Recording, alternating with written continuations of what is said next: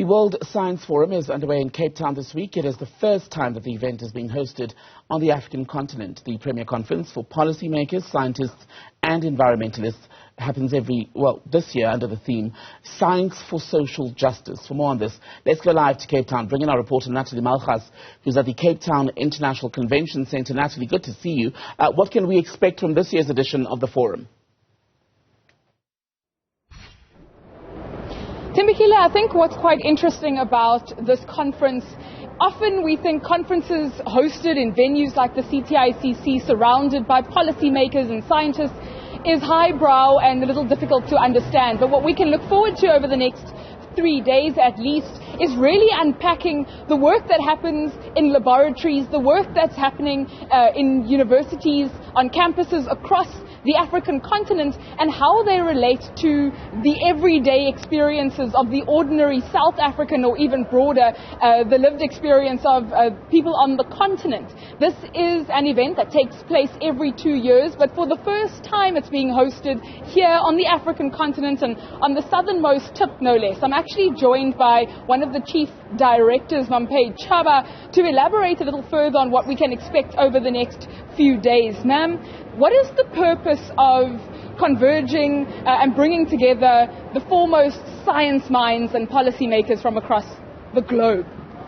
We're actually very honored as South Africa to host this very first World Science Forum on the African continent, which brings researchers, top-notch researchers from all over the world, policymakers and civil society to really debate, interrogate and explore how science can address challenges on the ground. So for us, it's not just a gathering of scientists, but we want to make sure that people's lives change. And that's why our theme, Science for Social Justice, is all about.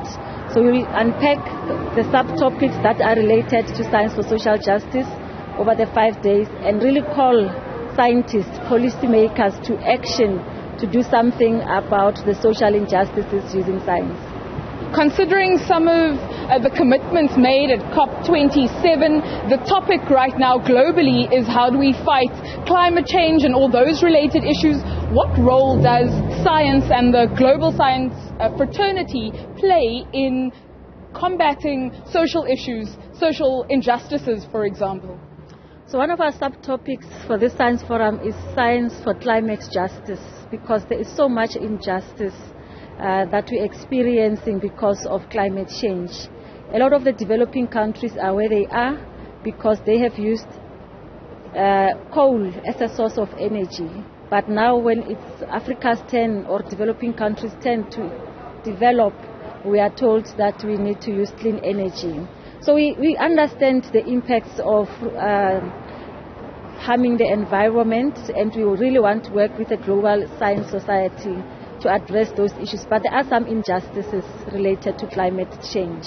And as scientists, when we talk about science for diplomacy, it's how we resolve those issues through international collaborations, international partnerships, and ensure that as we address issues of climate change, the floods, the droughts, the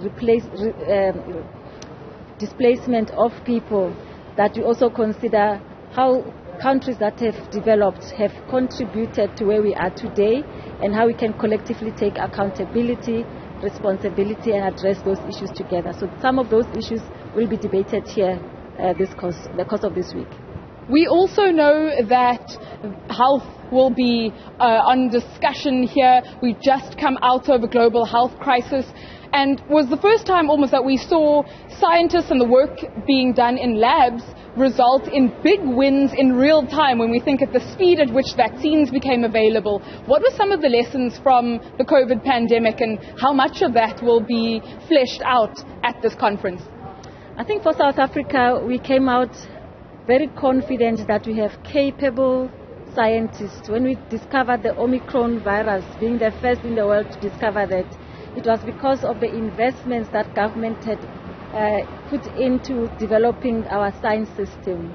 But unfortunately, by being the first to discover such a virus, we were shunned by the international community. All countries banned people from traveling to South Africa, as though the virus is only in South Africa. So a few things that we learned is that we need to work together. We need to treat each other fairly and equally.